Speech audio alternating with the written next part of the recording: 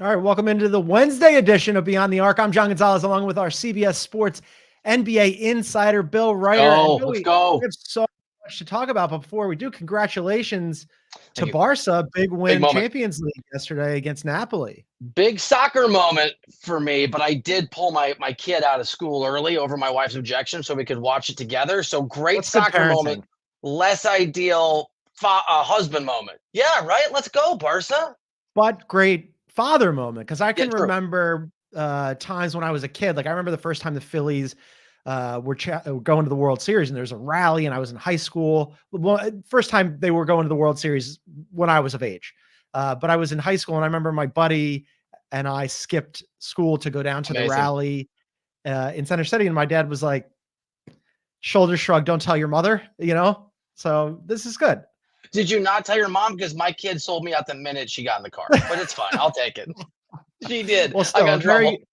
a really good moment and a great cross promotional moment for Beyond the Arc and House of Champions. You and I are both big soccer fans, so anytime they want to have us on, they should absolutely do that. Let's go. In the interim, if you're listening to us on a podcast, please download and follow us. Leave us a 5-star review. If you put a question in the review, we might read it on an upcoming mailbag. So that's something to look forward to in the future, because we're here 5 days a week now, Monday through Friday, gang. You're getting us every day, except for weekends. Everybody's got to rest. All right, later in the show, OG Anunoby is back.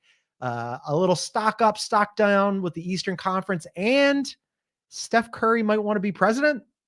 We'll talk about that. All right. I like all this. Let's go. Why not? It's very fun. Less fun. Yes. Unfortunately, we're going to have to start with the big injury news from last night, a potentially significant one. Kawhi Leonard with thoracic spasms in a home loss on Tuesday night against the Wolves. Bill, he left the arena after the first quarter. Not just came out of the game, left the arena. Not what you want to see from Kawhi. The word that comes to mind, and I don't have any insight into what the injury is going to be. They're keeping it pretty close to the vest. We'll see. But dire, John, a lot of times I try to react with a little bit of optimism, even if it's worrisome. But with Kawhi Leonard, and I'm sure you're the same way, I'm just muscle memoried. If he is hurt, hell, if he comes down hard on a big play, even if he bounces right back up, he's one of those guys where I don't just hold my breath for him. I hold it for the team, because if he's not available, if he's banged up, if he's not reliable going forward, neither are the Clippers for me, full stop.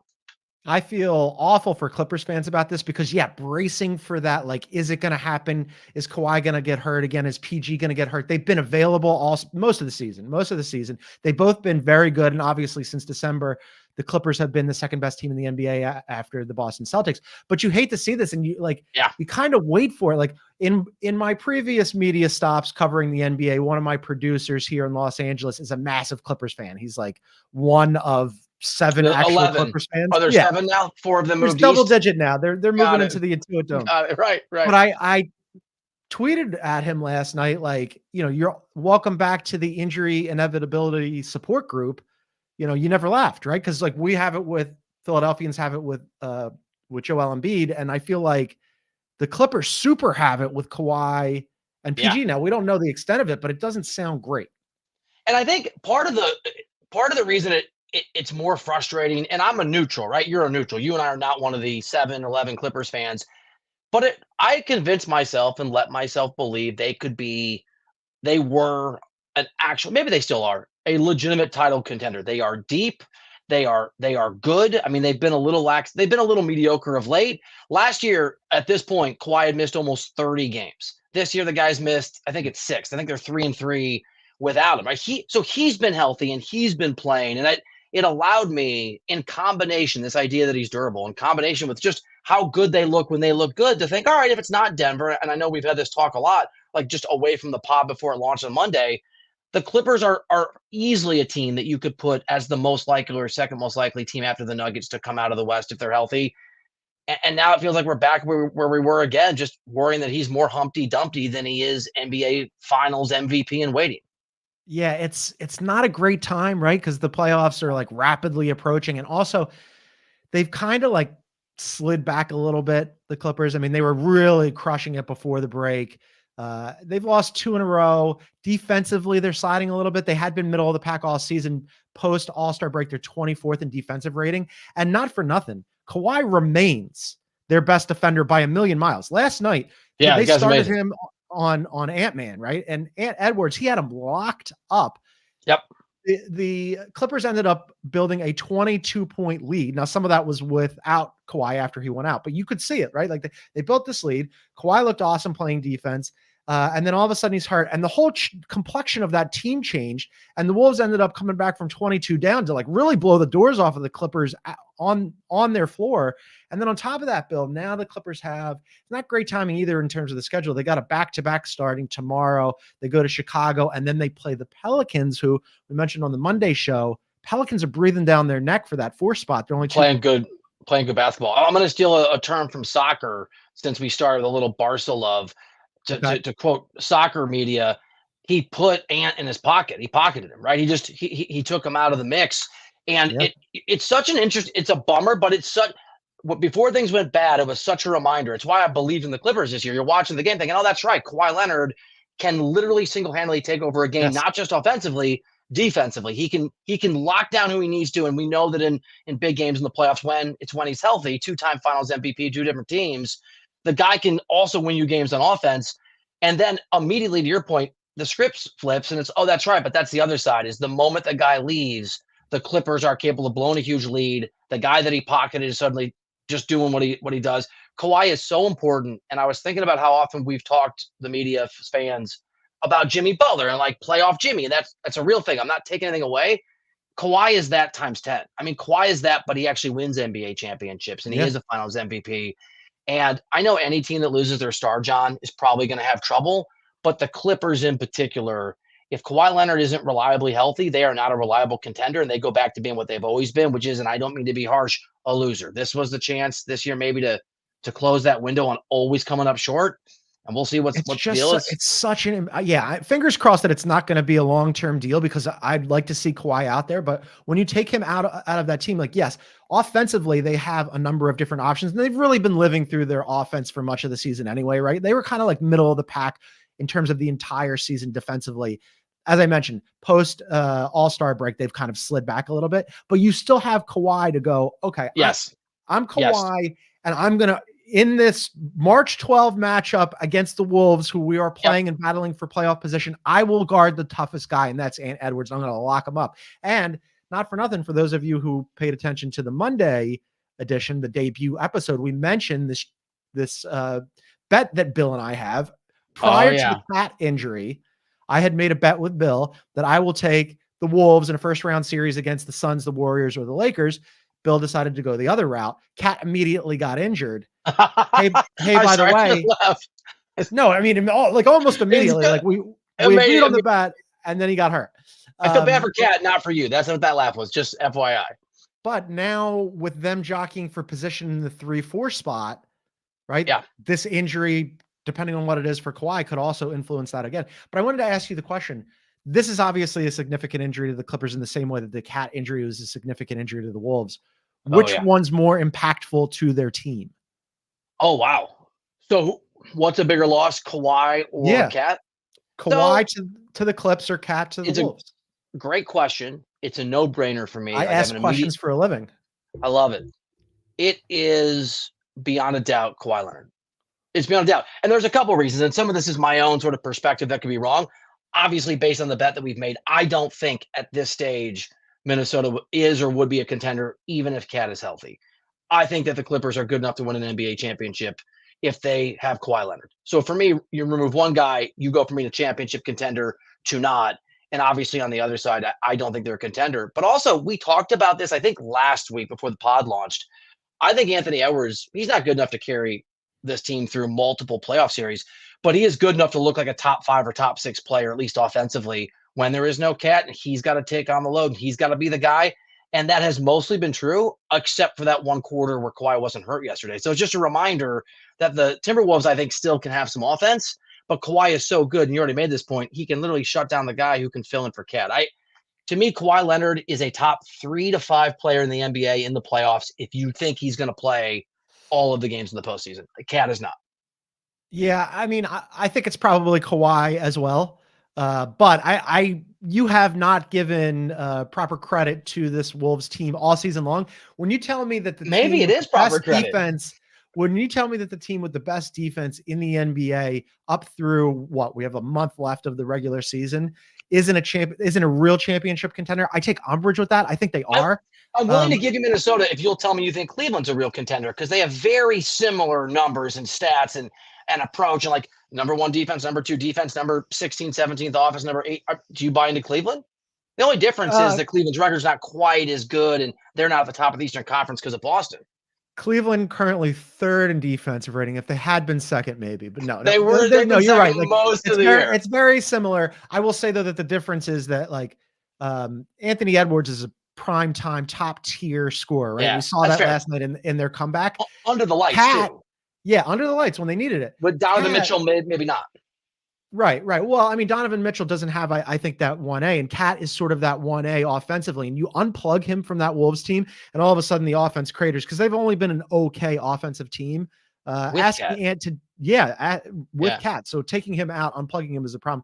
Real quick before we move on, because we got to get it to OG Anunoby's comeback. I wanted to mention this too. So the Wolves have been on a road trip, right? They still have a road trip coming up. I love this. I know you're going. Yeah. They played Tuesday night, last night in Los Angeles. Yeah. And they beat the Clippers. Big win for them. They do not play again until Saturday. Saturday, they play in Salt Lake City, Utah. Yeah. The team took a little vote and they decided to just stay in Los Angeles until Friday. Only Rudy Gobert wanted to go to Utah early because that was the lone vote. There forever. Funny. He was the only one because he knows a bunch of people. How do you feel about a Wolves team battling for playoff position with several off days in Los Angeles against the Los Angeles nightlife? I'm the wrong guy to ask. I know you ask questions for a living, but because when I covered on the beat, every time there would be. I mean, look, this is not a shot at Detroit. I feel like I can't tell you how many times I skipped Detroit games and came up with some reason for my boss that I have to do a feature, but the feature was always in Chicago or New York. Yeah, you're on the road and LA's cool. And by the way, it's March and the weather, you and I are both here, is amazing. Beautiful. It's not amazing everywhere else. So I ain't mad at them. Now I'll say this. I like Salt Lake City. It's a sneaky fun town for a couple nights. But if I'm choosing between Salt Lake and LA, I'm staying in LA too.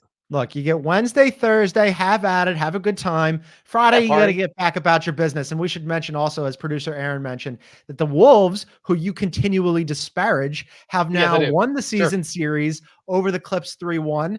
So with the tiebreaker, basically makes it a 4-game lead with 16 games to go. So highly unlikely that the Clips are going to pass them as we move forward to the playoffs. All right. We got to mention OG Anunoby. He's been out for a while. This is a huge return for the Knicks. They had been, Bill, 8-10 without him. He came back last night and they blew the doors off of some team that I don't like to talk about, Philadelphia based. I like to talk about them a lot.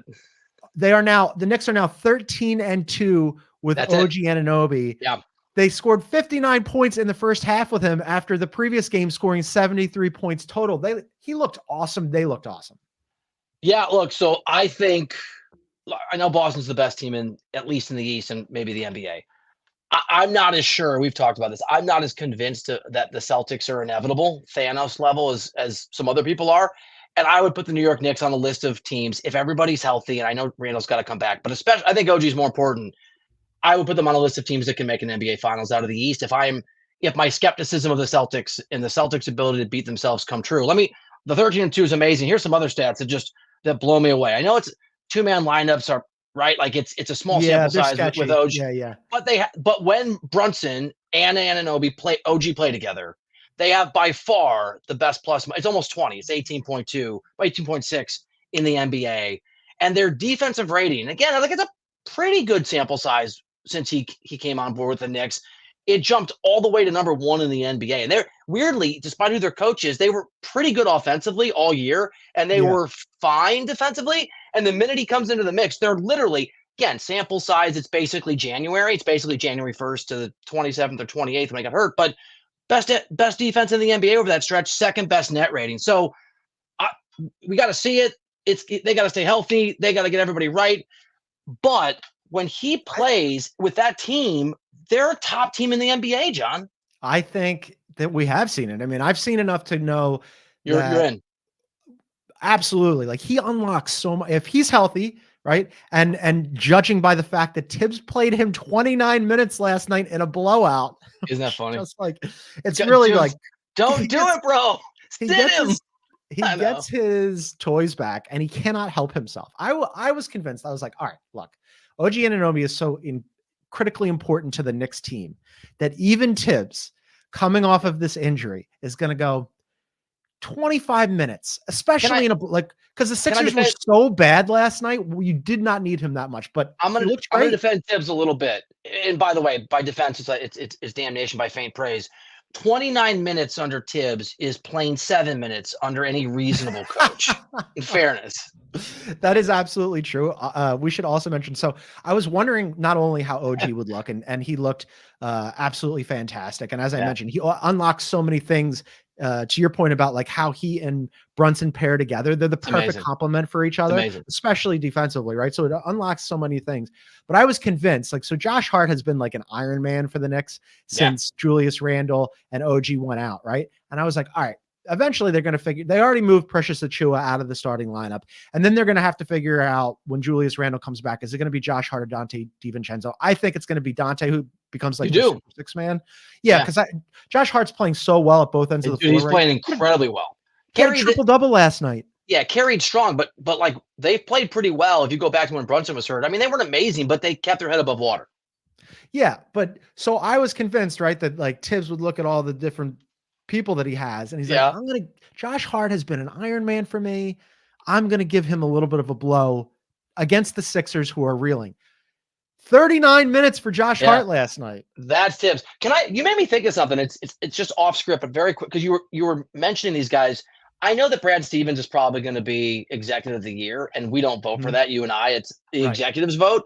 I don't vote for anything. You have the vote. Well, we'll see. Sometimes I make those guys mad. Can I put into the universe that I think that Leon Rose should get some consideration? And I think that award in particular should look back to previous years, because as you were going through the Knicks and their options at the rotation and the moves they've made, not only have they made every move has fit perfectly. It's like alchemy. Every ingredient, like, oh, it's a good ingredient, and then something magical comes out of the mix.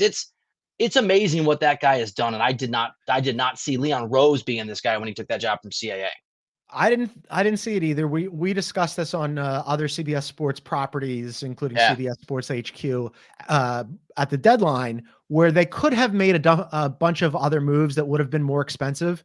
I think a lot of people were talking about potentially Bruce Brown, right? Like, wouldn't that be a good fit? You add him in with OG Anunoby. Instead, for second round picks, they go out and get Bojan Bogdanovic and Alec Burks. Now, even when OG was out and Julius Randle is still out, and they were like desperate for scoring. Don't forget, in their last game before they just beat the Sixers, they only scored 73 points. For some reason, Tibbs won't really play Bojan. We talked about this. He only believes in a 5-man rotation, right? Like, he goes 5 deep. It's just like good front office move. Maybe the head coach, again, should be a little, although they can't really criticize Tibbs with how they're doing, but maybe, to your point earlier, maybe be a little flexible with your philosophy. A little. I am in 100% agreement with you that the front office has acquitted itself extremely well, but they basically can't account for Tibbs. Like, Tibbs is just going to run the team the way he wants to run the team, and forget about Bojan. Better enjoy his minutes now, because the minute that Julius comes back and Dante gets dropped back down into the 6-man role, where he's going to be basically in Tibbs' witness protection. We're never going to see him. Yes. Real quick before we go to break, and we're going to do some fun stock up, stock down. That 4 spot now, that last first round home court playoff series, you like the Knicks best for it? I do. Yeah. So, and I know I'm being redundant here because we've discussed this, you and I, over on CBS Sports HQ and some other CBS spots. I think that the Knicks are a top 2 or 3 team in the East when, forget fully healthy, just when Brunson and OG are playing together. I think that is and that was before half of the Eastern Conference felt like they were injured or in a little bit of a lull, if we're talking about the Bucks. So, yes, I think that is a very realistic outcome for New York. Absolutely. Yeah, I think so too. I think that the four best teams in the Eastern Conference right now are probably the 4 that are right there, right? It's the Celtics and the Bucks. And even though the Bucks have stumbled a little bit lately, and the Cavs, and then the Knicks, although another team that's been playing better, rising up the rankings a little bit, might be nipping at the heels of the Knicks. We're going to get to them, because we're going to take a little break. And then on the other side, we're going to take a look at stock up, stock down in the Eastern Conference. I'm going to mention this team. That's next. Who's in? Who's out? Let the madness begin. The NCAA Men's Basketball Championship Selection Show on CBS and streaming on Paramount Plus. Welcome back to Beyond By the the way, Arc. I'm John Gonzalez, and that is Yeah, my- the world's best ad. Trusty Missourian mug from the University of Missouri. Just shout out to my alma mater, newspaper there I work for. One of the esteemed alums from the University of Missouri. He's NBA Insider Bill Ryder. And look at you now. I mean, I imagine they've sent you some sort of plaudits or awards for your career success. Is it a plaudit or an award to constantly be asked for money? Because if so, I have never been so awarded in my entire life. That's what I get from. Yeah, that's what I get from Missouri. Will you give us money? I went to LaSalle University in Philadelphia, and there was a time where we had a little pocket. We called it the LaSalle Media Mafia, where there's a couple year period where just a bunch of us went into media, Mike Garofalo from NFL Network. Oh yeah, I work with Mike and Fox. Yeah. He's the best. Couple of columnists for the Philadelphia Inquirer, me, guy who launched Deadspin, AJ DeLorio. So they have this award. Interesting. Do you know him well? I do know AJ well. Interesting guy. He's had an interesting life. We'll do a different podcast on that sometime. They have an award at LaSalle, or had it. It was called the Shining Star Award. Okay. And literally every one of these people got one except me. It sounds like it bothers you. Yeah, what the hell, LaSalle? So many years later, I'm still waiting for it. So anyway, long story short, I had done some work for NFL Network back in the day. My wife works at NFL Network. We became friendly with Joe Thomas, Hall of Famer Joe Thomas. Yeah. Joe Thomas, for Christmas 2 years ago, sent this to me. For those of you listening, it's a giant trophy the size of John. It says Shining Star #1 alumni in history from LaSalle, undefeated world champion John Gonzalez. There you go. Thank you, Joe Thomas. You got all. I came out with Wright Thompson. Do you know Wright? He was my college roommate. Seth Wickersham. Some of those. So I'm glad there's not an award, because I would not be. It would just go to those guys every year. You and me. But I got a Joe Thomas award, so I'll take it. All right. So we talked about the New York Knicks first, and they're obviously super stock up. But we're going to do some stock up, stock down for the rest of the teams in the East. We'll see, if we agree with each other. You're going to go first. We're going to go up first. Start on a positive note. Because I want to reinforce this, I did go Knicks. We don't need to belabor this. We just talked about it for 7 minutes. But stock way up on the New York Knicks. And by the way, some of these will be temporary for me, John, and probably for you too, or at least there's the possibility it won't last. As I said earlier, I think this lasts, and I think their stock keeps going. They're not favored against the Celtics, but obviously if they play them in a postseason series. But I think they can beat anybody, and I think if they're healthy, they're extremely dangerous. And the fact that OG is back, as we just discussed, and for all the reasons, really good basketball team, stock way up. Congratulations, Ash, who's not obviously on today. She's back tomorrow, but this is her team, and I bet she's smiling somewhere thinking about what's going on there next. I feel much better. I mean, we love Ashley. I'm glad she's on the show with us. I love doing the 3-man show. I'm particularly excited about her not being on this show after OG came back and the Sixers. But the Knicks super stock up. They look amazing. OG changes so much. We already talked about it. All right. Mine, I'm going to go with a young upstart team first. That's just right behind, nipping at the heels of those New York Knicks in the 4th spot, the Orlando Magic. Yes, they have lost 2 games in a row, but some very positive things have happened for the Orlando Magic this season. As I mentioned, they're just 1 game out of hosting a home first-round playoff series, Bill. That is wild. I don't think anybody would have guessed that. They just also extended their head coach, Jamal Mosley, got a 4-year extension. Well-deserved. Super well-deserved. And I've made this point, you and I, or when we're on HQ or whatever, they kind of remind me a little bit of like a mini OKC starter kit in that they're young. You have said that. They've got some really good players in Paolo Banchero and Franz Wagner, right, who allow them on those rookie contracts to have a bunch of cap space moving forward, bunch of draft assets. It's a team where you could go, all right, if they get some guard help, right, because they're desperately in need of guard help. Jalen Suggs has been an incredible defender for them on the perimeter. They're good. For a team that is one of the top 4 defensive teams in the NBA, this is a surprisingly good Magic team ahead of schedule. It's funny you brought up the Thunder thing with me at some point. I was talking to a buddy about it today who's an NBA fan. We were having this conversation this morning. SGA, right? And I know the Thunder ahead of schedule is you would agree, I think, a top 5 player, or at least playing like one right now. He's going to be an MVP. He's going to be number 2 in the MVP ballot. Where does Banchero rank? Is he a top is he a top 20 player? I don't. That's the thing. Like, I don't think he is. The flexibility that he gives you because he's on that rookie deal, right? He's outperforming that Fair. deal a lot. But it just gets to I love them. I'm not trying to rain on their parade. It's hard, and they're playing great. It's hard for me to believe that they're going to break. I think they haven't won a playoff series since. Did you just say this? Sorry, if you did, since 2010. I think it's been 14 years.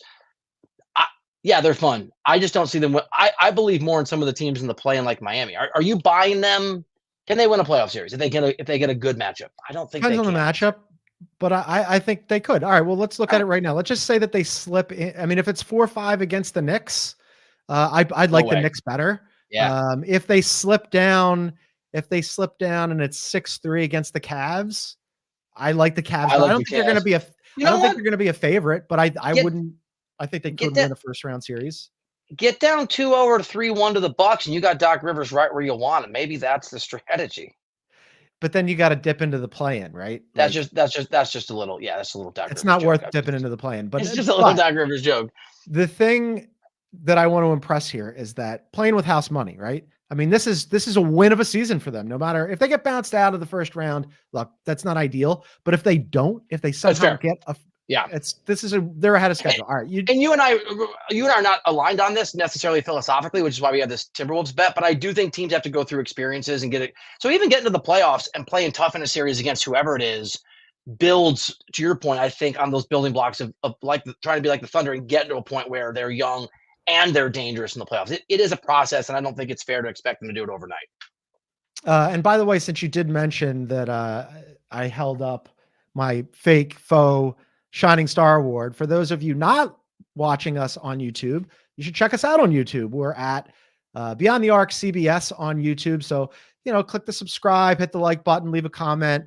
And we go live every day, Monday through Friday. So if you turn on notifications, you'll know when we go live. You won't miss a show. All right. You can see John's Sixers jersey behind him. You can see my Harry Potter books that are randomly on the bookshelf that all the HQ anchors make fun of me for. All right. I'm going to go up Pacers. Now, I think it's a deserved stock up. I don't think that it's necessarily a long-term trend.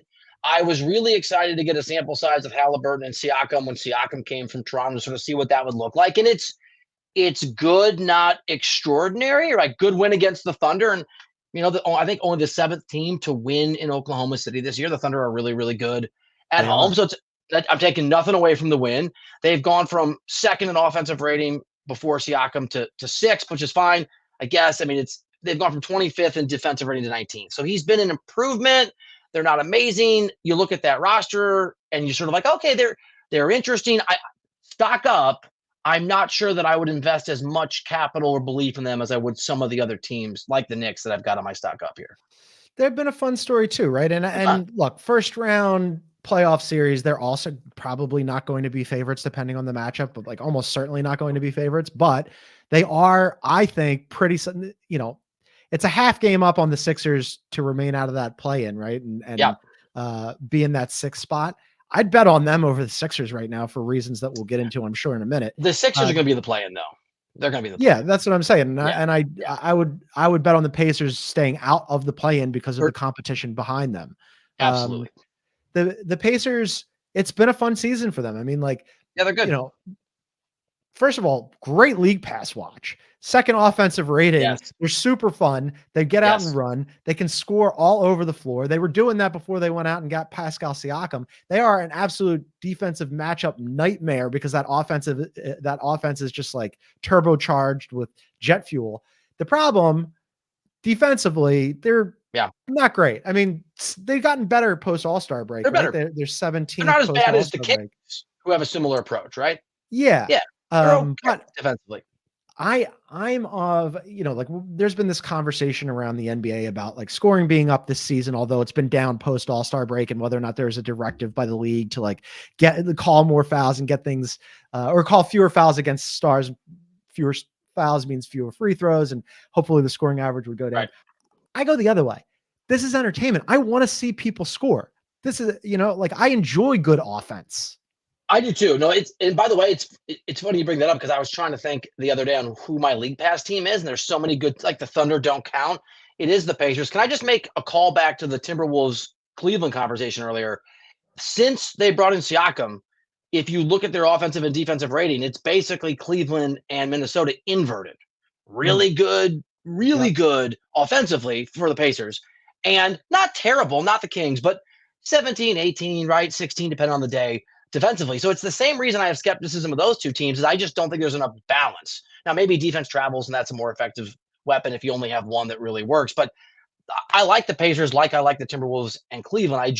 That lack of balance is why, when we talk about when we get to the playoffs, they feel their stock may not be as up then as it is right now. All right, so we just did back-to-back stock ups, right? That's what we did? Yep. Okay, so we're going to do – I got one up left. I'm a positive guy. Wait, you have one up left? Oh, yeah. Okay, sure. No, I was going to do for a stock up, I really tried very hard to pick the Bucks because I know how down you are on Doc Rivers. But then I looked at it and I was like, man, the road trip was a little bumpy and they have lost – they just lost the game the other night, and then the strength of schedule is like fourth hardest. And there's just like a couple of things where I was like, I'm really going to have to contort myself into it. So my other stock up was also the Pacers. So we took care of the Pacers. We share. All right. We shared the Pacers. Fine, Mel, buddy. It's hard to look at when you look at the Eastern Conference, hard to find positives outside of the Boston Celtics. And I refuse to do stock up on the Celtics. Do down. All right. By the way, let's just get rid of this. I did do up on the Celtics, and then we have nothing to say. There you go. They're the Celtics. They keep winning. Congratulations to Boston. I really wanted to stock up on the Sixers just to mess with you, but there's no way to do it today. I just want you to know it's coming, even just to be mean-spirited. Ridiculous. It is. Strikes at the credibility, our hard-earned credibility here on Beyond the Arc. Years in the making. Sometimes you got to learn to laugh and laugh at ourselves. Pretend to do that. I hate it. Not going to be pretend. I'm bringing it. All right, so I actually did stock down the Bucks, but it's not just because of this road trip, and they are on the road. And look, the Kings, Lakers, Warriors, they've lost to. Okay, like those are, despite where the Warriors and the Lakers are, those are real basketball teams. For me, I've seen enough sample size. This is it, and I know there's an asterisk here, and I know you know this, John. Largely no Chris Middleton for Doc Rivers since he came in. I think Middleton he's played 4 games under Doc, and that is more significant. You and I have discussed than maybe the average fan gives credit for. That said, they're still 10-10 under Doc Rivers. Their offensive rating is 5 right now, but it's 20th over this span that Doc has been the coach. Their defensive rating has improved, but not drastically, and their net rating, which I think is 9 right now, is 16th under Doc. So I can give you a ton more stats. I won't do it. I'll just say this. My belief that Doc Rivers is not as good a coach as advertised, and that's probably much more of a universal view than it was 2 or 3 years ago, just backed by the fact, and I know there's no Middleton, but still, this is a team that is underperforming. They are a 500 team. Hell, in their Doc Rivers time, they've only beat 4 teams that are currently guaranteed playoff teams. This is a little damn lies in statistics, but whatever. They've 4 wins against playoff teams that aren't in the play-in. One of those, they've beaten the Clippers twice. One of those Clippers wins, there was no Kawhi Leonard. They're also 500 against teams in the play-in, and they're 500 exactly under Doc against teams who aren't going to make the playoffs or probably aren't. My point being, he's not even racking up. He's not even padding the stats. He's not beating bad teams. Come on, man. So, my stock down is not just because they've lost 3 or 4 and it's a road trip. It's because I think it does show a trend that's going to last when we get to the playoffs.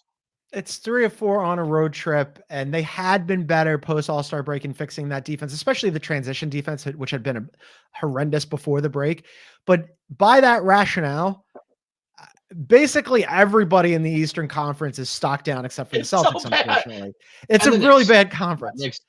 It's bad the Knicks will just because they got OG back, and it's like there's some optimism, some reason for optimism. But if we're talking about just like who teams are beating, what their net ratings are, how they stack up against other teams that are nobody's really, the Heat had lost 3 in a row. I mean, it's not a good conference right now. It's interesting in a way that it's fun. It can be fun because it can be bad. And also that grouping of 4 through 8 is just a complete logjam.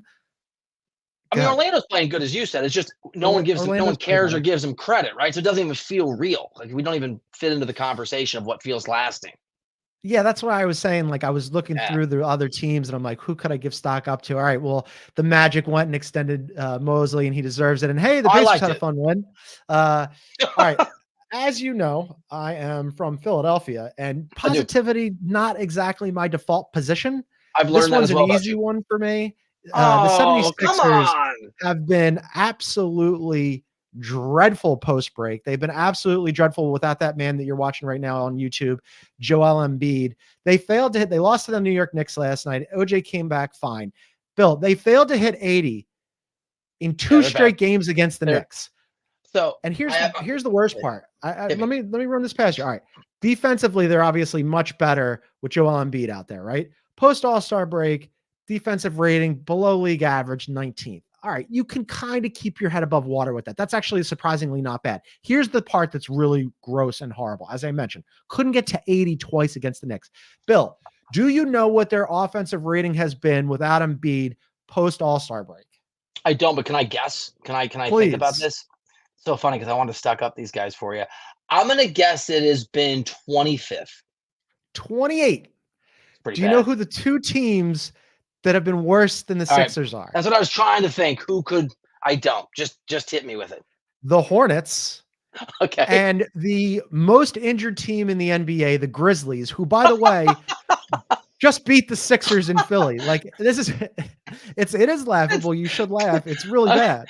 I'm laughing at me because you and I have been working together before the pod launch for a little bit, and I really genuinely tried to infuse you with some. It's going to be okay, and if they can just sort of fight and stay out of the play-in and Embiid overturn, and that was dumb. Yeah, I'm sorry. Your life is misery.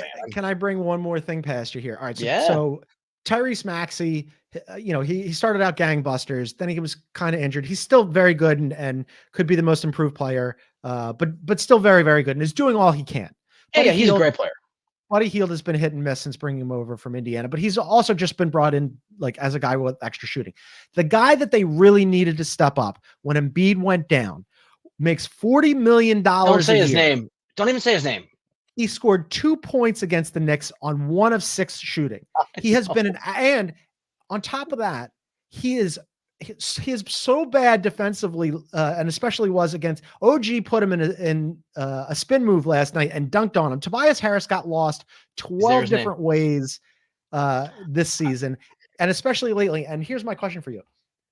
He's been really bad. The Sixers are going to be very happy to get off his contract that pays him $40 million this season. What do you think Tobias Harris gets as an unrestricted free agent, and from whom? What are you offering him? He's had a terrible contract here.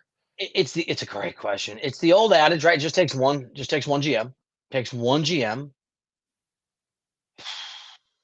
I don't know. 3 years, $20 million a year. He's going to get paid. He's going to get paid. I know the Pistons were talking about him. He's going to get paid. They wanted to trade for him before. There were rumors that they wanted to trade for him at the deadline. I wish that had happened because he's been beyond a zero. So you can't trade him if you think Embiid's. I mean, I guess you kind of need the. I don't know. Look, I'm trying to be positive for you.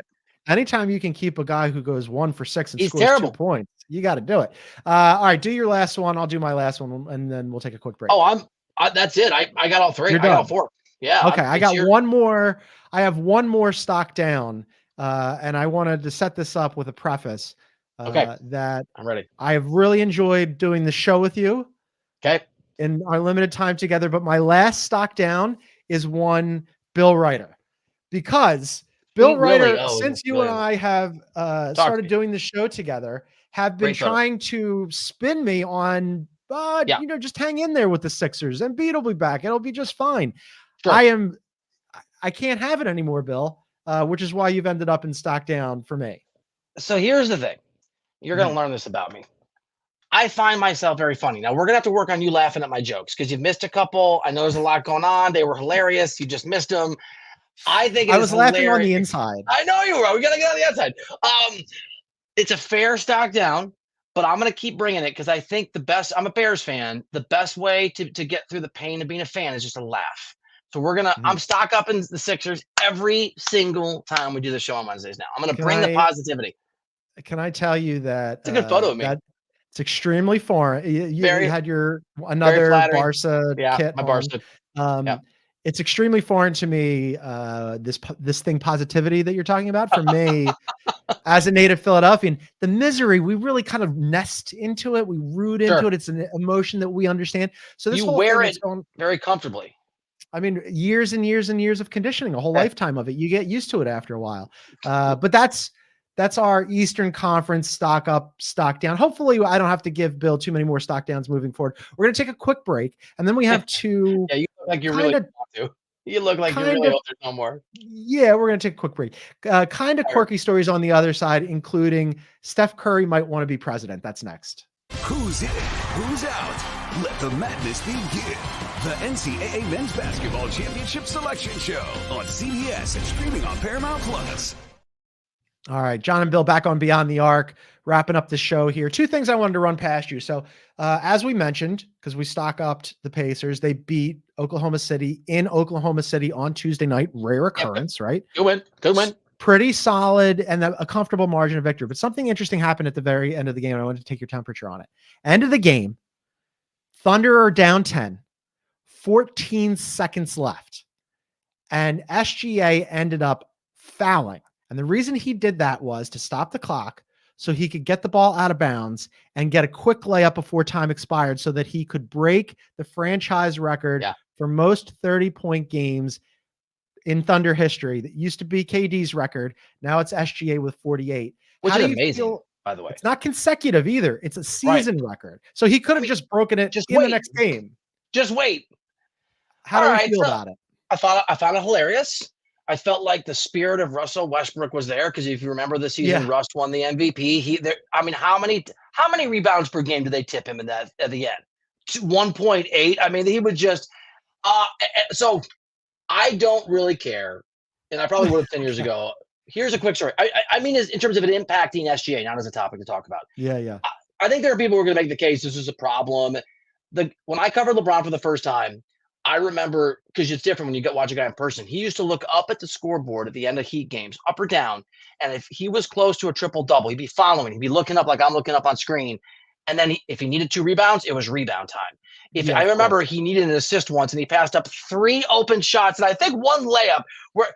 Okay, guys are aware. Guys know their stats. So it's fun. It's fine. Like, I probably would have been pretty dogmatically silly about it 12 years ago. I'm not anymore. I also generally tend not to get too exercised about these things. It does feel a little Luka-ish in that, hey, I'm putting up these numbers, but it's not really not for the season. SJ has been very much and they're winning, putting up numbers in the service of winning. But in that one instance last night where they're losing, and it's like, dude, you still have 15, 17 games left. Just get it in the next one. It's a weird. The fact it's not a record that's about consecutive games makes it a little strange. It obviously has nothing to do with his team or basketball. It's about him. It's like a quarterback who's got a bunch of arrogance. Sometimes that's part of the deal. I'm okay with it. But it was funny. I did laugh. All right, last one for you. Steph Curry had a little ankle scare, rolled his ankle, but he's been cleared to return to practice. He's going to do that on Friday. He's targeting his return to the court on Saturday versus the Lakers, which obviously big game, especially with the play-in implications. And great news. Everybody's going to be excited about that. All right. Steph, though, recently went on CBS Mornings, our sister show, right? In the CBS pantheon. Yes, very similar. CBS Mornings and then Beyond the Arc. We're real close. So he goes on and he's asked about his future after basketball. And he said, he might want to potentially get into politics. I have an interest in leveraging every part of my influence for good in the way that I can. So if that's the way to do it, then I'm not saying the presidency, but if the politics, that's maybe, but I'm saying. Maybe Steph for president. What do you think? I mean, sure, it'd be God please over Aaron Rodgers as vice president. Like, I'll take this guy. I'll take Steph 1,000 times ahead of that. I don't even want to say that guy's name. That was a very funny joke, and I laughed at it. You did. We're getting there, pal. Let's go. Listen, I'm not an easy laugh. I'm going to make you work for it. You're not an easy laugh. You are going to make me work for it. Look, I love Steph. Steph's incredibly likable. Sure, go. I mean, at this point, I've seen an actor become the governor of California. There's another person I don't need to bring up, right? We've seen some interesting pivots from celebrity to whatever. I'm here for Steph. Maybe not now. Maybe let's win some more championships. Let's get some more hoops in. But sure, What would his campaign slogan be?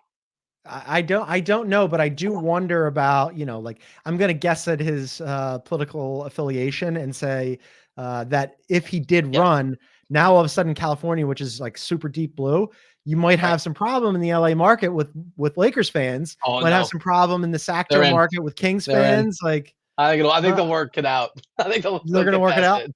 Yeah. All right, well, I think they'll get past you and I will. I did cover politics for a long time. I did back too. in the day. Did you? And I ran for office one time. So maybe you and I will jump on You his ran for campaign. office? I covered Clinton for a while. I once interviewed him when he was at a urinal. So that's a story for another time. Fantastic. We'll get into politics talk on another Beyond the Arc down the line. But Steph, good luck with your campaign. That's going to be it for us on this show. Ashley will be back tomorrow with a special guest on Beyond the Arc. Then Bill and I will be back with one Avery Johnson on Friday. We're very excited about that. But if you enjoyed today's show, and even if you didn't, please tell a friend about us and be sure to subscribe and like and comment and do all that good stuff. It helps people find the show. But we're very excited about it, and we're just getting started, and more to come. So for our NBA insider, Bill Ryder, I am John Gonzalez. Thank you so much for listening and watching Beyond the Arc.